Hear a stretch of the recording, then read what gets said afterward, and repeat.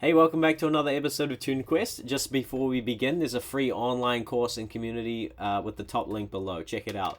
Alright, today we're looking at Faisal London Bridge Station by Fred again. This is a really beautiful piano song. And the first thing I'll say is that it's kind of impossible to play as one person. So I'm going to teach you kind of like some of the main ideas in there and just get you playing the song and feeling the atmosphere, okay? That's my goal with this tutorial. Alright, let's start with the right hand. There's one thing that we're going to start with the right hand, okay? And it's going to be this.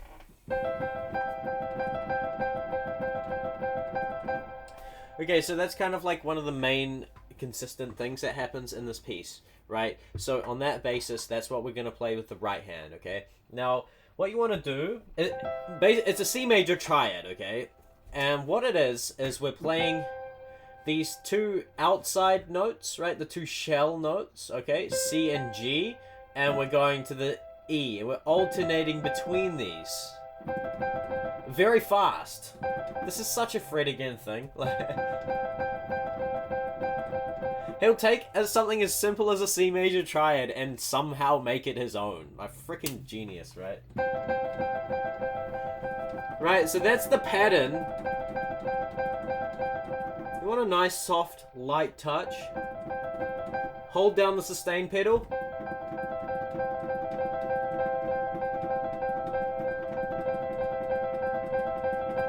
Really work on that first. Get that down in the right hand. Make sure that it's really solid and your fingers and hand knows exactly how to play it and what to do. Because as we start to add the right hand, we need to keep that consistent, okay? Oh, that's not it. Alright. These are the notes we're going to play here, okay? So what we're going to do in the left hand here is we're going to play octaves. Alright? We're going to play octaves. The first octave, we're going to play as an A. Right? What I mean by octave is you're playing these notes with the pinky and the thumb. The same note, just an octave apart, right? So first we're going to play A. Right, and you're kind of counting, like, you're doing this 8 times. Like 1, 2, 3, 4, 5, 6, 7, 8. And then you're moving to the next one, okay? So 1, 2, 3, 4, 5, 6, 7, 8. Then we move to a C octave, right? So we're moving from the A to the C. Okay, so 5, 6, 7, 8. 1, 2, 3, 4, 5, 6, 7, 8. Then we move to this E, okay? So E octave here on the left. And then that moves up to a G, which moves back to an E, which then moves up to an F, and then it goes back to the E to this to repeat the cycle. Okay, so together. So let me play the whole thing. 1, 2, 3, 4, 5, 6, 7, 8. 1, 2, 3, 4, 5, 6, 7.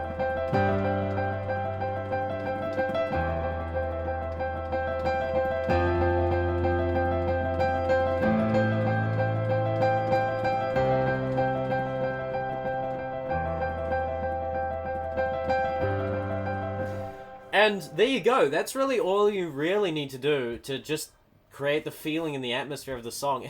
It's a beautiful, like, piano meditation. Honestly, you could just play that for, like, 10 minutes and just get into this nice, peaceful trance, you know? That's the beautiful thing about the piano. You can do such things as piano meditations and play... I don't know if you can hear that. Lord of the Rings is playing below. That's okay. I can still teach a piano tutorial. But yeah, I was talking about these piano meditations where you can go deep and just play, like... Just play something as simple as that and really get into it and really just feel the dynamics. Like, let the song kind of breathe, you know. Feel this push and pull. You know, really get into the emotions of it. Something as simple as this, just like...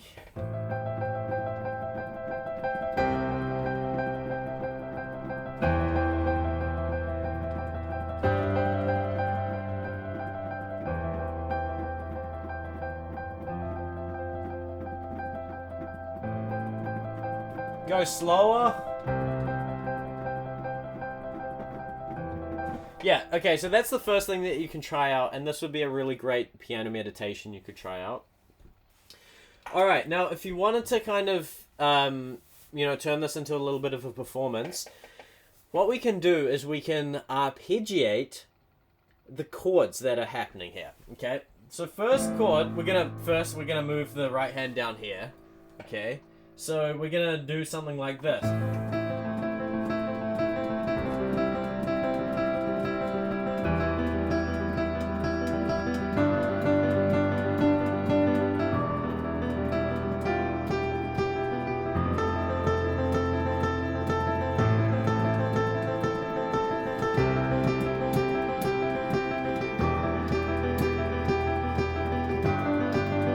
Okay, so what am I doing there? It might look and sound kind of complicated, but once you understand how triads and chords work and how to arpeggiate them, it's actually not that tricky. And if you really want to learn and understand how chords and triads actually work, I've got an entire module in my free course below, which covers all of the basics on the keyboard, so you can actually learn how this stuff actually works and learn how to practice it too. So check that out if you want to. So basically, we're starting with this A minor chord. So basically, you want to... Right, so create this A minor chord in this shape in the right hand, and you're just kind of going... You're just descending. Like that, right? And then, what we're doing here is we're moving up to the C, so it becomes a C major chord, which is only one note away from the A minor. See, that's the A minor triad.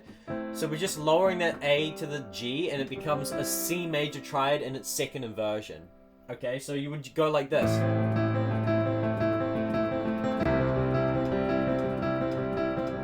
Right, so it's not too far away, right? And then we have this chord here, which is E minor, which is actually one note away from the C that we already had. Right, we had this shape for the C major, so we're just lowering that C to a B, and then you arpeggiate that. Right, so again from the A, C, E, and then we have this G. This is a G major triad, which is actually only one note away from this E minor that we had. So do you see how chords, they're really, really close to each other, and all we're doing is changing this root note, and we're changing one note here, right? So if I just hold the chords, A minor, C major, E minor, G major. Again, we're arpeggiating with this pattern going downward. It goes back to the E minor. And then create this one. When we go to that F, you want to do this one, back on that A minor. And what that's doing is it's giving us an F major chord, F major 7. Right, again, that's just an A minor triad with an F octave. Like, it's not that tricky. Again, the power of triads. I say this like almost every video. Learn triads. I can't stress how powerful they are. You don't need advanced chords. A lot of what Fred again and all other, like a lot of other advanced, or not advanced, but intermediate advanced playing, like chords wise, is triads. Stacked on more triads, okay? Then they're by no means basic chords. They are, but they can be advanced, okay? So, the whole thing...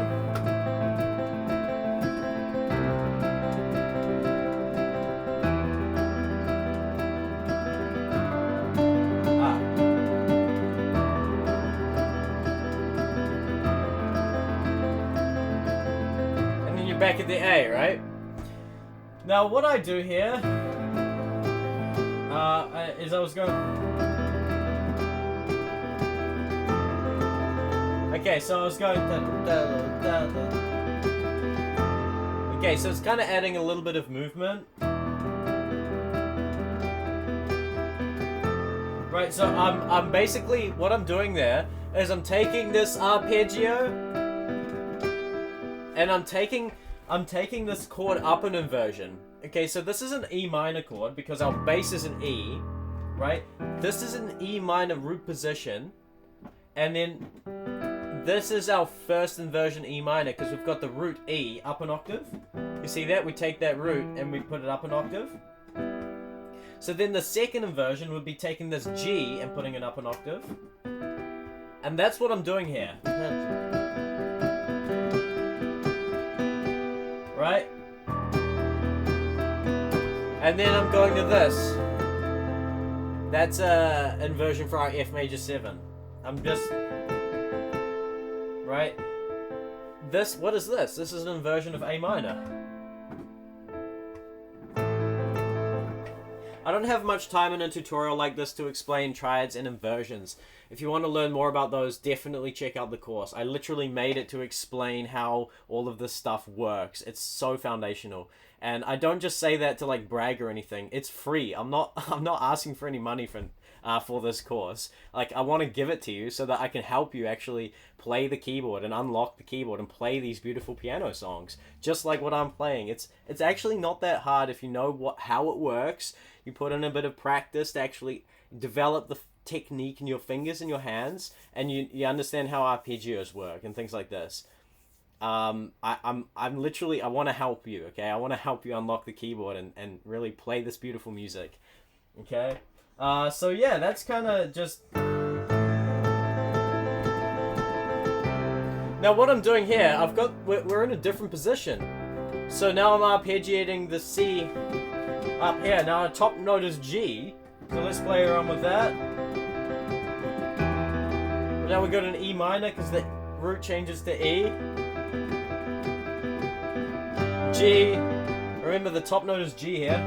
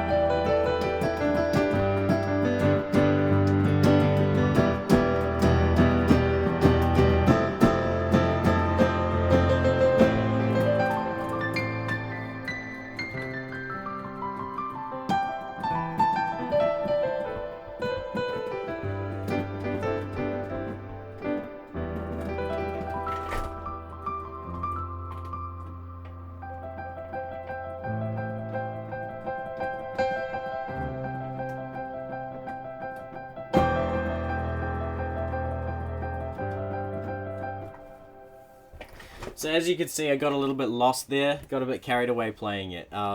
And yeah, it's a really beautiful one. I hope that this tutorial was helpful to you. If it was, please consider liking the video and subscribing to the channel. And if you'd like to leave a donation, there is a link below for you to do that. You can also join the free online community, and I'll see you there. If you have any questions, you can engage with me there. I will help you. And yeah, I hope that Lord of the Rings wasn't too loud downstairs. But I'm not complaining. I love Lord of the Rings. It's my favorite story of all time. Because guess what? I'm a hobbit. I live in New Zealand. I've been exploring the South Island of New Zealand. It's been like my music journey. The South Island of New Zealand, where Lord of the Rings was filmed. I've been exploring these mountains with my keyboard. I was literally filming like piano music out in those mountains way back when I started my first YouTube channel. I was filming out in the same mountains that, like, you know, the hobbits were walking, you know, the Fellowship of the Ring were walking. So that's to say that music is an epic journey. So there's something that we can learn from Fellowship of the Ring playing downstairs. I hope this was helpful to you.